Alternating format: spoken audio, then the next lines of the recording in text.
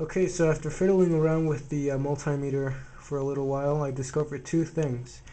First thing is that I made a very dumb mistake when taking the voltage measurements of the video output tube, and that is because since it's been a while since I messed with tube stuff, I was actually doing the pin count on the socket backwards, and thus I was taking the voltage measurements incorrectly. So I redid the voltage measurements this time with the correct pin count, and everything on that tube is okay except for the negative grid voltages. But I'll have to investigate that later.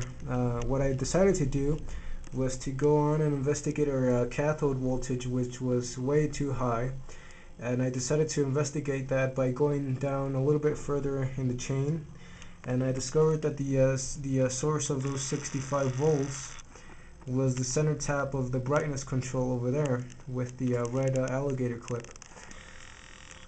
So I disconnected the center tap and I put my multimeter on the cathode without the center tap of the brightness control connected, and I got a little bit of a raster which only appeared with my multimeter connected, and I assume that's because the actual multimeter was providing a little bit of grounding.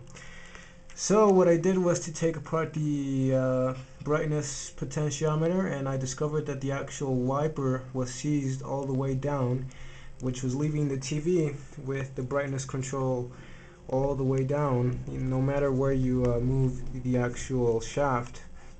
So I rebuilt it and now it's working, and now we have a raster. Let me try and get that for you. There we go. It's not filling in completely on this side, but I'll see about that a little bit later. As you can see, no image, no video still, and we'll have to investigate what's up with that. I think it's the IF circuit. So yeah, I guess the 65 volts was actually the voltage you have when you have the brightness completely down. But yeah, I'm happy that I resolved that, and we'll see what the rest of the deal with this thing is.